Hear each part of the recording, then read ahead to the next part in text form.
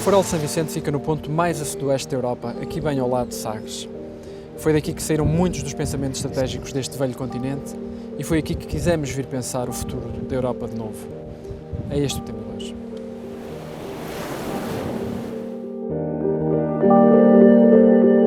Não é por acaso que a chamam de velho continente. A Europa é o berço da civilização ocidental e foi palco das mais importantes etapas evolutivas da história do homem. Foi na antiga Grécia que nasceram muitos dos pressupostos da sociedade moderna, assente num sistema democrático de que ainda hoje usufruímos. Depois, o Império Romano deixou marcas na lei, na língua e na governação de um vasto território, assente numa sofisticada rede de vias de comunicação que uniram pela primeira vez os 4 cantos do continente e ainda largas franjas de África e da Ásia. Foi também nesta altura que o cristianismo se tornou na religião dominante. Depois da queda do Império Romano, seguiu-se um longo período de trevas. O desenvolvimento civilizacional abranda ao longo de 10 séculos de feudalismo, marcados pela peste negra que provoca a morte a 1/3 da população europeia. Muito conhecimento clássico se perde neste período abúlico, mas muito se recupera também, copiado e recopiado tanto por sábios árabes como por monges cristãos que viviam isolados em comunidades monásticas espalhadas um pouco por todo o continente. A longa noite da Idade Média abre caminho para o desabrochar de uma nova era civilizacional. São os tempos do Renascimento e dos descobrimentos. Portugal lança-se numa aventura marítima sem precedentes, seguido pela Espanha, Holanda e Inglaterra. Os povos europeus alargam então domínios coloniais em regiões recônditas da África, América e Ásia. Até que chegamos ao século XVIII, no qual os ideais liberais e democráticos ganham popularidade um pouco por toda a Europa. O fervor revolucionário coloca em causa o antigo regime da monarquia absolutista e atinge o expoente máximo com a Revolução Francesa e os seus princípios de liberdade, igualdade e fraternidade. Uma revolução que acaba por se degenerar na vontade de Napoleão Bonaparte de criar um novo império que rapidamente entrou em colapso. Também no final do século XVIII, a Europa assiste ao nascimento de mais uma revolução, a industrial, responsável por uma alteração dramática na economia daquele tempo. Foi buscar mão de obra aos campos, criou prosperidade e um consequente crescimento demográfico. As metrópoles crescem e as hierarquias tradicionais da sociedade sofrem mutações profundas, com a ascensão da burguesia e o crescimento da classe operária. O século XX começa com uma guerra mundial em trincheiras sangrentas e cujo desfecho redesenhou a organização geopolítica europeia. Por um breve período acrescente, já que preparou o cenário que deu origem à Segunda Guerra Mundial. Os totalitarismos ganham adeptos e culminam com a subida de Hitler ao poder. O expansionismo do espaço vital germânico e o holocausto nazi despoletam um conflito global de 6 anos, que resulta no número assustador de 60 milhões de mortos. O projeto de construção europeia foi então a promessa que o velho continente fez a si mesmo de que não voltaria a passar pelas atrocidades da guerra. 50 anos depois do Tratado de Roma, a União Europeia é um espaço de paz e prosperidade, prosseguindo na senda do alargamento a novos países. O presente é, por isso, um momento de reflexão para a construção europeia. Até onde irá esta União? Como será o futuro de uma Europa economicamente próspera, mas que se depara com a imigração crescente e com uma assumida falta de consensos em torno de questões essenciais? Será que a União Europeia depende realmente de um tratado? E os portugueses, se forem chamados a expressar-se, vão votar como? Há uma outra pergunta ainda a fazer. Os portugueses estão ousados, fortes, competentes para se manter à tona neste projeto e até lançar daqui um novo olhar sobre a Europa e o mundo?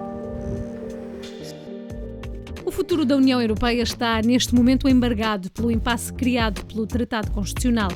O objetivo era instituir uma Constituição comum a todos os Estados-membros que iria coligir uma série de pressupostos já abrangidos pelos vários tratados da União. O projeto constitucional pretendia consagrar o respeito pelos direitos humanos em toda a União Europeia e agilizar o processo de tomada de decisão numa organização em crescimento alargada a 27 países. O tratado foi assinado em 2004, mas o processo de ratificação foi submetido ao escrutínio de cada Estado-membro. Alguns países ratificaram-no por via legislativa no Parlamento, sem a realização de consultas públicas. 8 países referendaram a questão, entre eles França e Holanda. Os resultados negativos apanharam a Europa desprevenida. 55% dos franceses e 61,6% dos holandeses rejeitaram o projeto constitucional. Nasceu então um impasse que ainda hoje pinta a cinzento o futuro da União Europeia. Na sequência do não francês e holandês, vários países começaram a adiar ou a suspender os procedimentos de ratificação. Em junho de 2007, o Conselho Europeu decidiu iniciar negociações para criar um novo tratado reformador. A presidência portuguesa da União Europeia tem agora a batata quente nas mãos. Até ao fim do ano, José Sócrates terá que agilizar as negociações. Pode ser que o futuro tratado venha ostentar o nome da capital portuguesa. A Europa existiu ou existe, não é, a título histórico ou geográfico, essa coisa, mas nunca existiu como entidade política, não é? A Europa, nunca houve nenhuma Europa, não é? Só houve Europas, não é? Cada um dos países europeus é uma perspectiva sobre a Europa, mas nunca houve Europa nenhuma e ainda está muito longe de haver, não é? Sobretudo na sua dimensão política, não é? E por conseguinte, não digo que a Europa dela vai levar 1000 anos, como dizia a Madame Thatcher, a senhora Thatcher, não é? Para ser construída, mas a Europa foi sempre um continente muito dividido e em luta consigo próprio, não é? Aquilo para que eu acho que nós tendemos e caminhamos, coisa que será atingida daqui a 100 anos, se calhar daqui a 50, se calhar daqui a 200, é ver, aquilo que se passou com a unificação da França, passar-se com a unificação do mundo. Nós podemos fazer essa unificação por etapas regionais, nós podemos fazer essa unificação por o Sudoeste Asiático, a América Latina, a Europa, a América do Norte, os Estados muçulmanos e fazer unificações como se fosse uma espécie de puzzle e depois vamos encaixar essas peças todas, ou fazer uma unificação numa lógica da ONU, uma unificação por via da criação de uma espécie de governo democrático mundial, a Assembleia Geral da ONU, e tentar criar um Estado federal mundial em que essas coisas vão sendo lentamente integradas. Eu isso acho que é o caminho daqui a 100 anos. A ideia, por exemplo, de um federalismo é uma espécie de condomínio. E eu receio que não seja possível, então, não sei o que é que vai acontecer. Gostava que nós fôssemos, sobretudo, um espaço de desenvolvimento social e de incorporação de miudagem boa de todo o mundo, mas não sei se isto é possível ser feito numa evolução europeia que vá muito para além de um condomínio.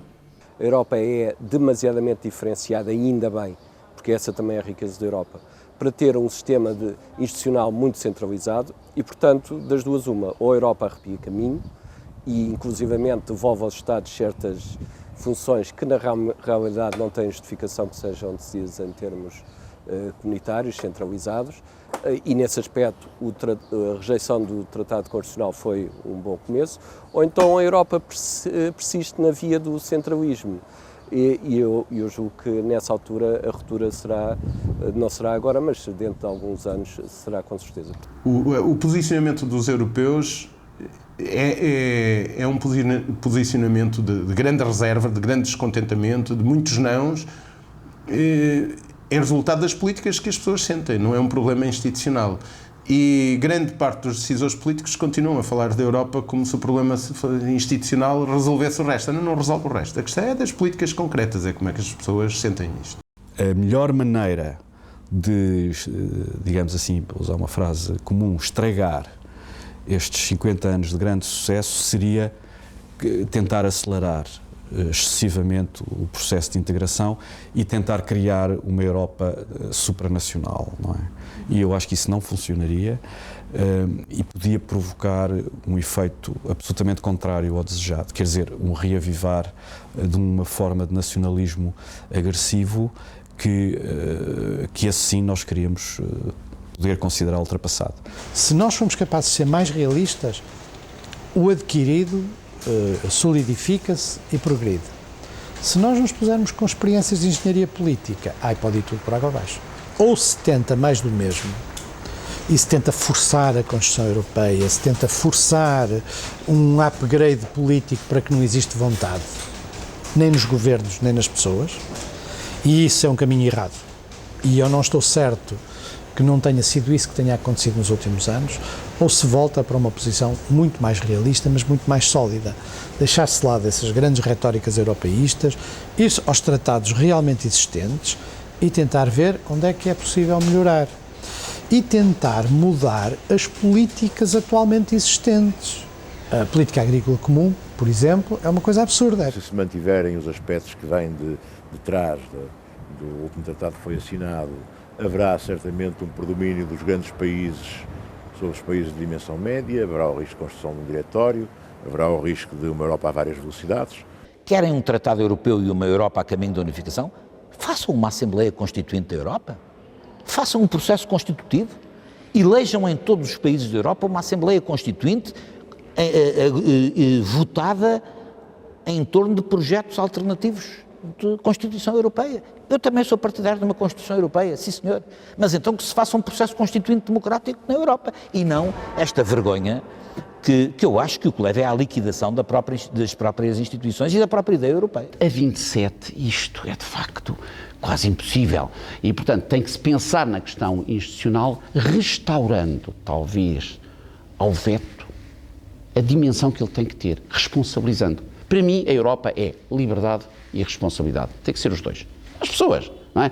E, portanto, um Estado só pode ser europeu se puder, numa coisa muito importante, dizer que não. Mas não pode é dizer que não e dizer que depois foram os de Bruxelas. E se pôr a culpa nos outros, Bruxelas funcionava quase como o Fundo Monetário Internacional funcionou aqui em Portugal durante um certo tempo. Era o bode expiatório. Isso não dá.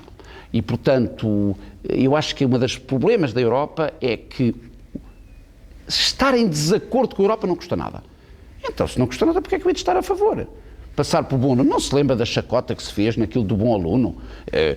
Ora bem, portanto, neste momento, um país novo, uma Polónia, uma República Checa, que diga que sou bom aluno europeu, riem-se. Vejam lá. E isso é mau, porque quando a gente discorda, quando um país discorda, tem que ser responsável. Neste momento não é.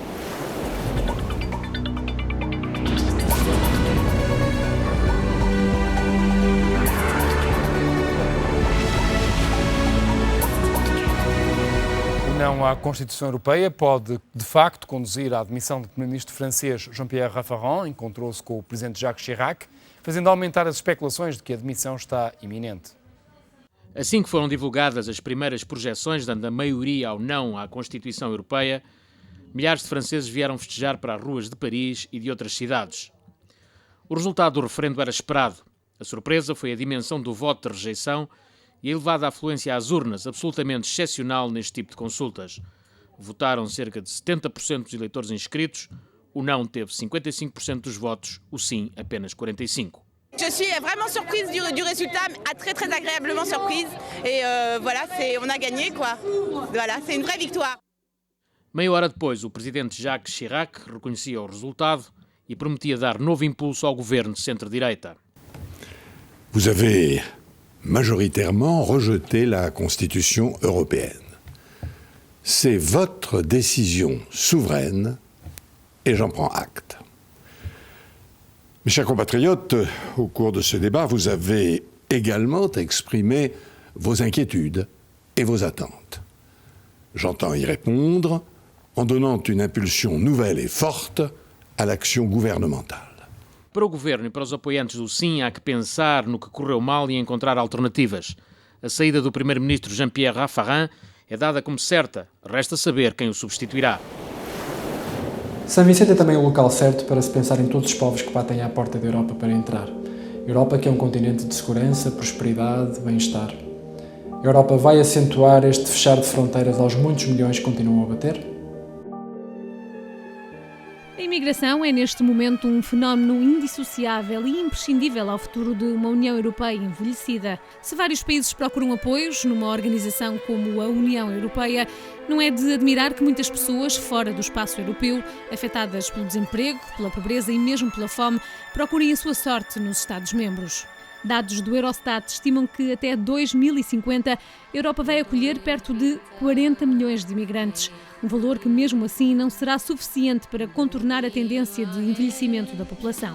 Um relatório da OCDE faz uma radiografia da imigração em alguns países da União Europeia.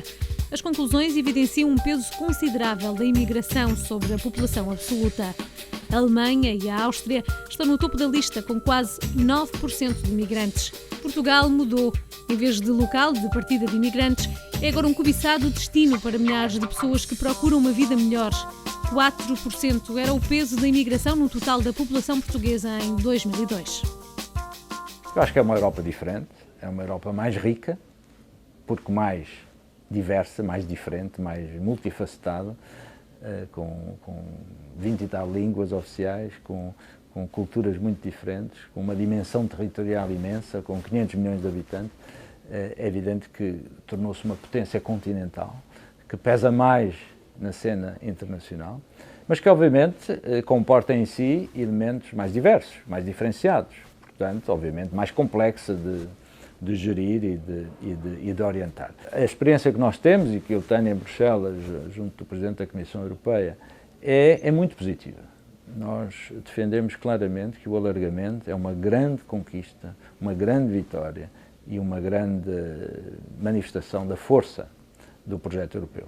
O facto de haver, de Europa, a União Europeia se ter transformado num polo de atração muito forte para os países europeus e para outros países que, enfim, está um bocadinho em discussão se são realmente europeus ou não, isso é um fator muito positivo e é uma manifestação, é uma das muitas manifestações do sucesso extraordinário do projeto europeu ao longo destes 50 anos. Portanto, esse facto de muita gente querer entrar, muitos países e povos quererem aderir, acho que é um facto altamente positivo.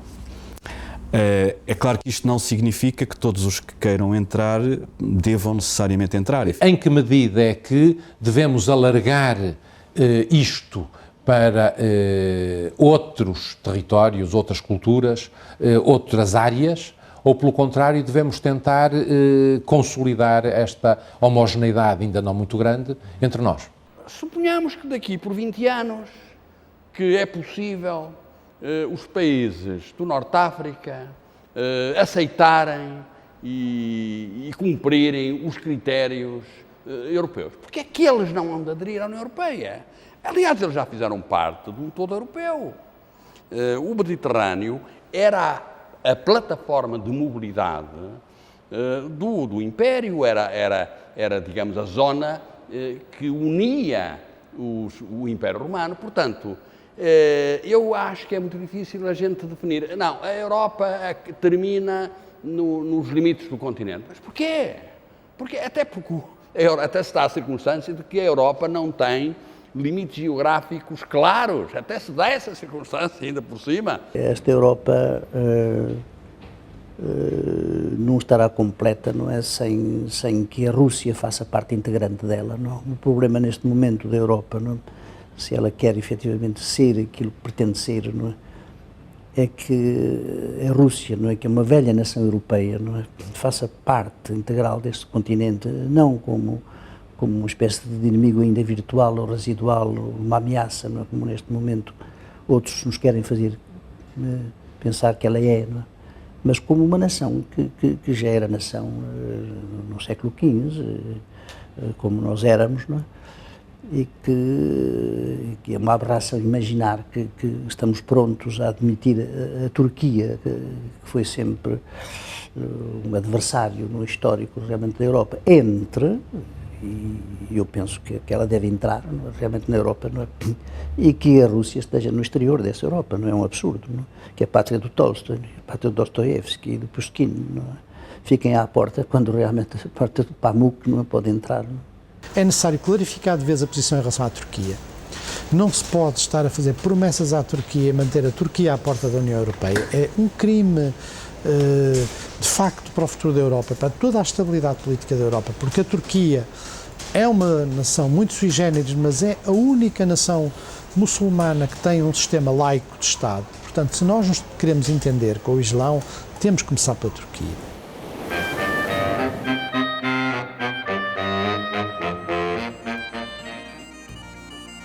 Jan Amos Komensky, em português Comenius, é um professor do século XVII considerado o pai da didática moderna. Este pedagogo, avançado para o seu tempo, dá nome a um programa de intercâmbio cultural destinado a alunos e professores do ensino básico e secundário. O Europa Aqui Tão Perto foi conhecer uma experiência de intercâmbio Comenius entre a escola secundária Poeta Joaquim Serra, do Montijo, e uma escola turca, da cidade de Aydin. Não há melhor forma de aprender uma cultura como conhecê-la ao vivo e a cores. Este é, no fundo, a principal premissa do programa Comenius, uma iniciativa da União Europeia que promove o intercâmbio de alunos e professores desde o ensino pré-escolar ao secundário.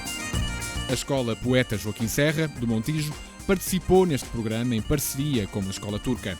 O trabalho começa na internet, com alunos e professores a trocar os primeiros e-mails. A primeira coisa que fizemos foi trocar e-mails uns com os outros. Alunos com professores, professores com alunos, alunos com alunos. E através das novas tecnologias, do Messenger, das webcams, fomos todos conversando muito antes de nos conhecermos pessoalmente.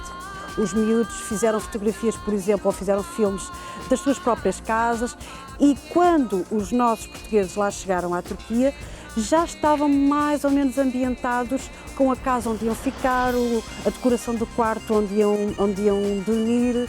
Quando eles cá vieram, foi já muito mais fácil, não é? Eles já se conheciam, já havia um relacionamento, algumas paixonetas, algumas amizades mais especiais, portanto a coisa estava já muito mais facilitada, muito mais à vontade. A visita ao país parceiro é mesmo o momento alto do programa. Depois dos portugueses terem ido à Turquia, agora era a vez dos turcos visitarem Portugal. Durante 15 dias, um programa preenchidíssimo procura mostrar as singularidades do país e da cultura portuguesa. No 7º dia de intercâmbio, o grupo visitou o Parque Natural da Serra de Sintra. A cumplicidade entre os estudantes é irrefutável e, por isso, abdicámos do microfone e desafiámos alguns alunos a vestirem o papel do repórter. Daniel, first of all, what do you think about your Turkish friends? I like it very much because we are very good friends, like my friend Mete. And I think we make a good relationships with this project. What do you think about our country and our culture? It is only 1 week I have been here, but I saw a very big difference, really big difference, but we are trying to adapt. I like here and this culture. It's different, but I like. What you think about Portuguese people, Portuguese culture, and well? Different culture, first of all, but we are getting used to this.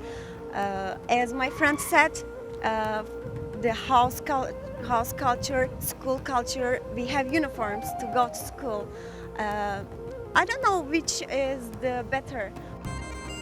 Durante o intercâmbio, as diferenças vêm à tona, mas criam-se laços de amizade que ultrapassam qualquer barreira cultural. I learned something to this. For example, the culture of homes. Coming to homes with shoes. That's good. I love this. We in our country we choose to put off this. Nós, quando fomos para lá, foi muito diferente. Para mim foi muito difícil, é verdade. E pronto, realmente nós temos muitas coisas e não nos damos conta disso. Nós temos que aprender a viver com... Não sei explicar bem. Acho que devemos pensar mais nos outros e não tanto em nós. E o que eu noto é que há um ambiente de grande fraternidade. Inclusive até lhe posso contar um pormenor curioso que aconteceu no outro dia, que nós fomos a uma atividade e estavam os alunos todos juntos e a certa altura apareceu lá uma pessoa que foi ter connosco e perguntou-me: mas onde é que estão os turcos? Os turcos estão aqui. Então, mas eu não os distingo. E eu tive que dizer: os turcos ponham a mão no ar, se faz favor, porque realmente são jovens, são professores, são pessoas absolutamente, são como nós. E entendemos lindamente. Obrigado. Eu amo-te desde a primeira vez que te vi. Os intercâmbios Comenius não são tão conhecidos como os programas Erasmus ou Leonardo da Vinci, mas o seu impacto é avassalador. Comenius project is a good way to present our culture, to know each other. As well as we observe here, I have been in many different countries in Europe, so I observed that there are lots of fears about Turkey. Everybody is afraid of us. So we get rid of these prejudices by presenting us. As you see, we are same as you. We have no differences from each other. É realmente uma aprendizagem fantástica, a nível humano e a nível cultural e científico também. Temos oportunidades de visitar locais, de fazer atividades que de outra forma não faríamos porque não estariam enquadradas nos programas da escola. Por exemplo, a maior parte destes jovens nunca tinha viajado. Foram viajar, foram andar de avião, foram para umas cidades ver coisas completamente diferentes, cresceram, acima de tudo, cresceram como pessoas, cresceram como cidadãos e nós professores, eu por mim falo e creio que os meus colegas é a mesma coisa, nós professores também crescemos e desenvolvemos-nos como pessoas. É muito enriquecedor.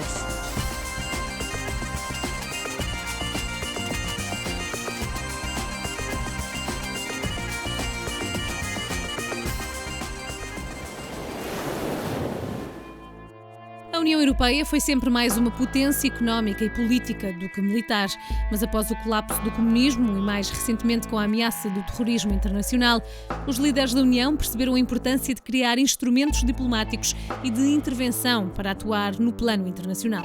A consagração do princípio de uma política externa e de segurança comum aparece no Tratado de Maastricht e coincidiu com o início da Guerra da Jugoslávia. A União Europeia tentou em vão interceder em favor de uma solução diplomática. Sem uma capacidade de intervenção comunitária, os Estados-membros apenas puderam agir integrados na força das Nações Unidas, liderados pelos Estados Unidos na qualidade de força da NATO, como aconteceu na Bósnia-Herzegovina, no Kosovo e na antiga República Jugoslava da Macedónia. A experiência adquirida nos Balcãs não caiu no esquecimento e a União Europeia passou a intervir nas frentes da diplomacia e da segurança. A Europa não veste o papel de polícia do mundo, mas tem sido um ator decisivo ao levar ajuda humanitária a diversos pontos do globo. Está presente em cenários de guerra como o Iraque, Afeganistão, Palestina, África e também nas regiões afetadas por cataclismos naturais.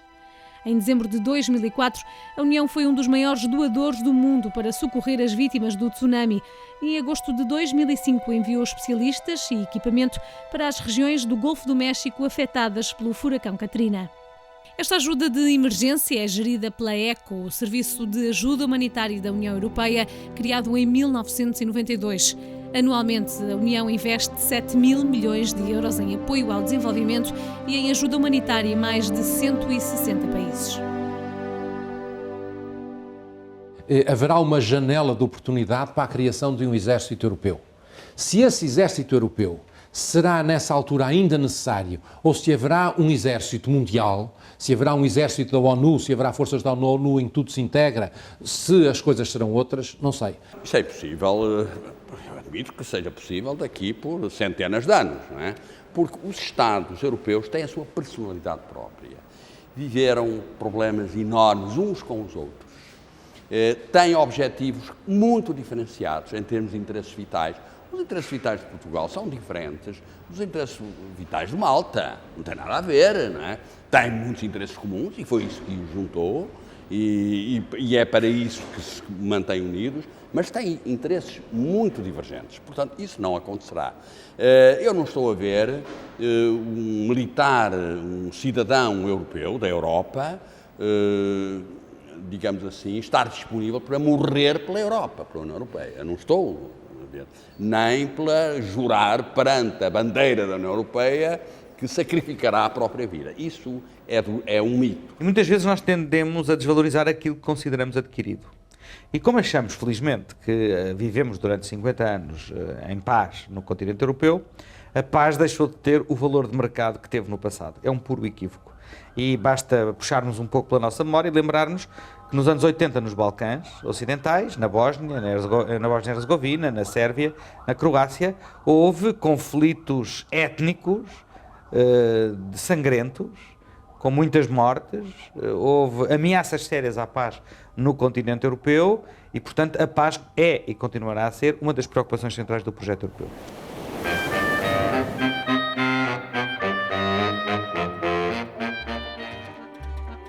A consolidação da democracia e a luta pelos direitos humanos têm sido uma das pedras de toque da política externa da União Europeia. É esse o objetivo das missões de observação de eleições. Só em 2005 a União enviou observadores a 13 países onde decorreram processos eleitorais, a fim de observar quer a transparência desses mesmos processos, quer a condução de cada país na direção da liberdade e da democracia. O Europa Aqui Tão Perto foi conhecer uma portuguesa a quem, depois do desemprego em Portugal, se abriu uma porta de seu nome Europa com janela para o mundo. Ana Paula Afonso fez no verão passado a sua primeira exposição de fotografia. Um passatempo que passou a ser um vício depois que começou a viajar pelo mundo, observando países. Quando vou lá para fora, pronto, disparo imenso a máquina.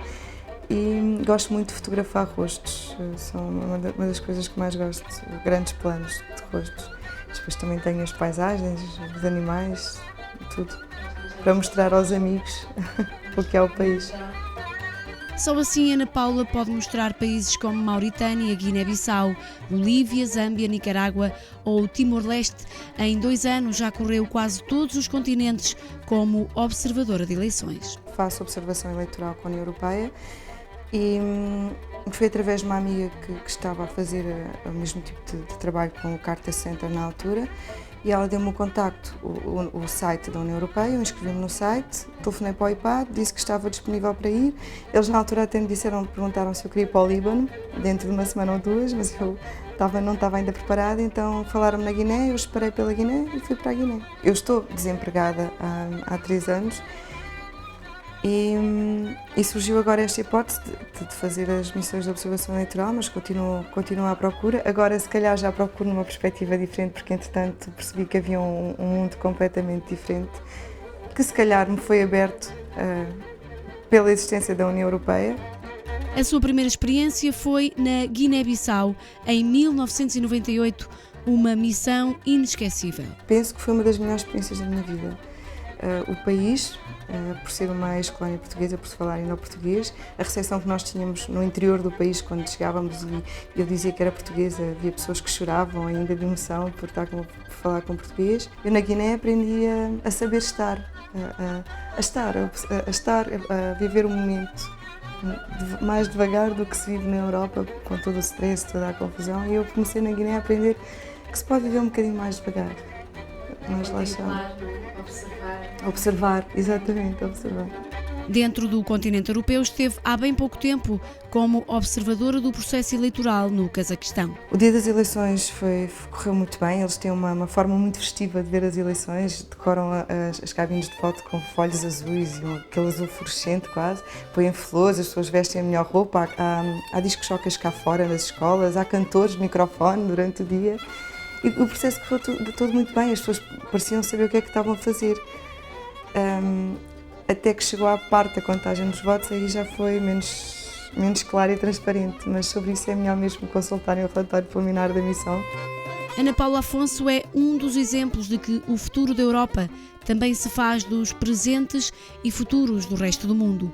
Um mundo que observa com olhos apátridas. Eu observo a Europa como todos os portugueses fazem, não é, normalmente, mas sinto mais como uma europeia que está a observar o mundo, porque não estou só a levar um bocado da Europa para cada um dos países para onde vou, estou a trazer um bocadinho dos países para onde vou para a Europa também, através dos relatórios que fazemos, das fotografias que faço, das histórias que depois contamos entre todos sobre esses países. Então é isso um bocadinho que eu sinto. Noaptea pe fulgerături, măi, noaptea pe fulgerături, măi.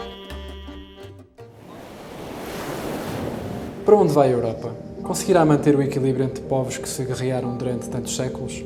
Que equilíbrio podemos ter entre os blocos mundiais? Há ainda temas na agenda europeia que estão em cima da mesa: o ambiente e a globalização.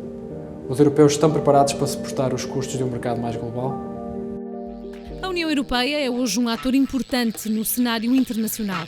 Ao ocupar uma área de quase 4 milhões de quilómetros quadrados, a União é considerada o 7º maior território do mundo e o 3º mais povoado, com 493 milhões de habitantes.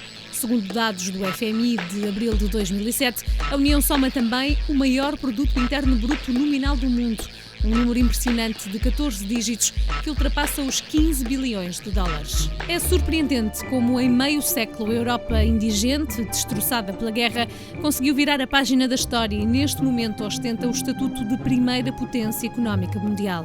Este lugar cimeiro não está garantido para sempre e tem sido alvo da concorrência dos Estados Unidos e do Japão. Para além da riqueza em recursos minerais e petrolíferos e de uma agricultura de grande performance, os Estados Unidos destacam-se na indústria automóvel, aeronáutica e eletrónica. Mas é na cultura que domina o mundo. Berço da fotografia, da televisão e do cinema, as indústrias culturais americanas faturam milhões e exportam sonhos e emoções para os 4 cantos do planeta. Do outro lado do globo, o Japão é uma fênix renascida depois do trágico epílogo da Segunda Guerra Mundial. Os japoneses souberam dar a volta às dificuldades e apostaram num recurso abundante, a inteligência. A União Europeia marca presença no G8, o grupo dos países mais industrializados do mundo, através da França, Reino Unido, Alemanha e Itália. Para além destes, fazem ainda parte os Estados Unidos, o Japão, o Canadá e a Rússia. Mas hoje o mundo é uma esfera complexa. Há países com uma economia em franco crescimento, com matérias-primas estratégicas e uma indústria em expansão que preenchem os pré-requisitos para integrar este clube. Se assim for, Brasil, México, África do Sul, Índia e China serão os próximos a entrar, passando a formar os G13. Porque a Europa perdeu velocidade em muitas frentes, quer dizer, perdeu velocidade. Não estão hoje na Europa as melhores universidades do mundo, ou estão poucas das melhores universidades do mundo, não está hoje na Europa a melhor investigação científica do mundo, basta ver, podem comparar a maior parte dos prémios Nobel nas áreas da ciência e também da própria economia. Não está na Europa, inclusivamente em muitos aspectos, até o lado da criatividade artística, da criatividade literária, percebe-se que há, às vezes em países remotos, na África, na Índia, na Ásia, na América, em toda a América, uma capacidade de criação que antes nós identificávamos com os países centrais da Europa. A Europa está perante um fenómeno novo, que é o da globalização. E a resposta que deu a esse fenómeno novo é controversa do ponto de vista político. O chamado modelo social europeu, que para muitos países, e Portugal por reflexo, para a França, por exemplo, para a Alemanha, para Portugal, que é um instrumento de alguma maneira de manutenção de altos salários, férias pagas, segurança social garantida, todo um conjunto de garantias. Há quem ache que isso é que é a essência da civilização europeia neste momento. Eu penso, pelo contrário, que isto é uma questão muito controversa. Eu penso que o modelo social europeu é, objetivamente, uma das grandes dificuldades para que a Europa possa plenamente entrar no mundo globalizado. Com o envelhecimento da população, com a concorrência global, com a entrada no mercado mundial da Índia, da China, dos chamados BRICS, dos países das economias emergentes, com a dificuldade com a deslocalização das empresas e a dificuldade de criar novos empregos, eu acho que os cidadãos se interrogam se este modelo de prosperidade ainda funciona. E o desafio é mostrar que a União Europeia é uma alavanca para permitir a reforma das economias europeias no sentido de manter os valores da coesão e da solidariedade social, ao mesmo tempo que se aprofunda a qualificação das pessoas e a capacidade competitiva das empresas europeias. Liquidando-se o Estado Social, com o acréscimo do déficit democrático, entramos claramente numa situação de crise das instituições europeias, que é uma crise que não é das instituições europeias, é uma crise dos sistemas liberais do Ocidente. A segunda crise histórica dos sistemas liberais do Ocidente. Ninguém sabe como é que essa crise vai acabar. Ninguém sabe.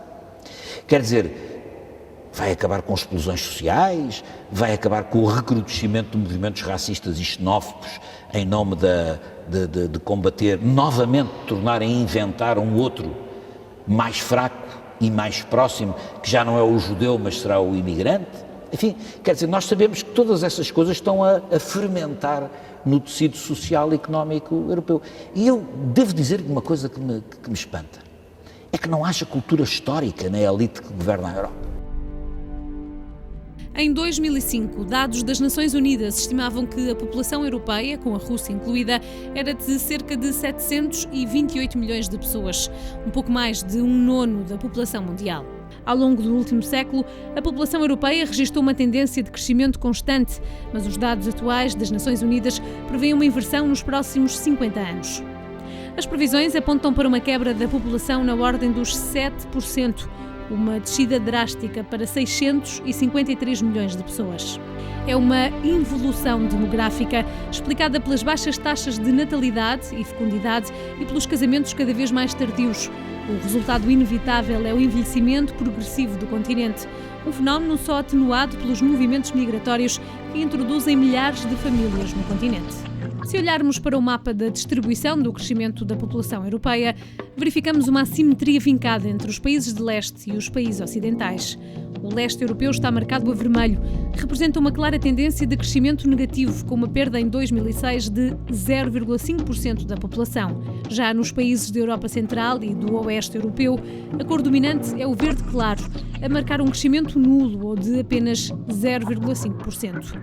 Esta assimetria pode explicar-se pela imigração vinda dos países de leste, responsável por equilibrar a balança demográfica dos países mais desenvolvidos. Por agora, os movimentos migratórios têm sido suficientes para suster a queda da população, mas o panorama demográfico não é animador e pode mesmo ameaçar a posição de destaque da economia europeia a nível mundial. O envelhecimento da população tem ameaçado uma futura crise generalizada nos sistemas de segurança social europeus e constitui um sério entrave ao crescimento económico. É um problema sério que agrava a competitividade europeia, ao mesmo tempo que a China, por exemplo, se afirma cada vez mais como uma fábrica do mundo, assente num bem precioso e excedentário, os recursos humanos. Que há uns tempos ouvi uma expressão que acho alguma graça, uma definição que acho alguma graça.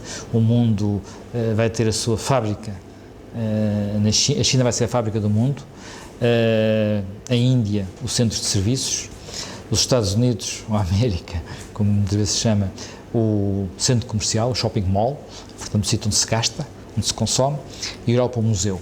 É muito agradável viver num museu, até que nós próprios façamos parte do museu, não é? A Europa precisa de causas.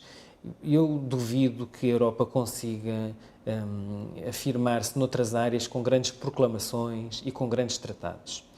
E o que está a acontecer no domínio da sustentabilidade e do combate às alterações climáticas é bem paradigmático daquilo que pode ser uma oportunidade para a Europa a reconquistar uma liderança que já teve e que perdeu. Eu vejo muito o futuro da Europa por aqui, em que se afirma líder porque puxa pelos movimentos, antecipa até os movimentos globais, com coisas muito concretas, com coisas que dizem respeito à vida das pessoas e não com fantasias como tratados. Todo o debate sobre as alterações climáticas, todo o debate sobre a segurança energética, mas também o debate sobre a segurança, tout court, sobre o terrorismo, sobre as questões complexas da imigração e do desenvolvimento dos países em vias de desenvolvimento, tudo isso vai certamente constituir elementos importantes da futura agenda europeia, mas estou confiante, estou otimista e vejo à minha volta nas opiniões públicas europeias um crescente apoio. Mas, sejamos honestos e claros, é preciso que haja também da parte das elites políticas, dos responsáveis políticos, um sentido de responsabilidade. Não se pode atacar a Europa de segunda a sábado e pedir que no domingo as pessoas votem em referendo a favor da Europa. Há uma lógica de construção europeia que está a ser feita contra os povos da Europa, que está a ser feita contra aquilo que devia ser o cimento europeu, que era a solidariedade social, o desenvolvimento económico sustentado, a proteção da natureza, e essas coisas têm que ter mercado, mas não podem ser dominadas pelo mercado. Se são dominados pela lógica do mercado, dá isto. A ideia que estamos a desenvolver é esta: dar à Europa progressivamente uma identidade mais forte no campo político, no campo económico, no campo também dos valores, no campo ambiental, para ajudar a criar as regras desta globalização, para que a Europa não seja liderada, mas lidere o mundo no século XXI com os nossos valores. Os valores que eu destaco essencialmente dois: liberdade e solidariedade. Liberdade, porque há muitas zonas do mundo onde não há liberdade, onde jornalistas que dizem coisas que o poder não gosta são aniquilados, mas também não só a liberdade, a solidariedade, ajudar os que mais precisam, ajudar aqueles que não têm nada, aqueles que morrem de fome, aqueles que morrem quando estão perfeitamente já disponíveis no mercado medicamentos que podem tratar a sua doença. E é esta a marca europeia, liberdade e solidariedade, não apenas para nós, na Europa, mas ajudando a que estes sejam cada vez mais valores de facto universais. Paz, ambiente, emprego, comércio aberto, proteção social, cultura. Há muitos fatores que fazem a extraordinariamente forte e ameaçada a posição da Europa no mundo. Nós, portugueses daqui de São Vicente, bem ao lado de Sagres, que papel podemos ter? Há 500 anos que mandamos a nossa luz para o mar e abrimos novos mundos. Será que este mesmo facho pode fazer com que um destes dias venhamos a ser o farol do velho continente?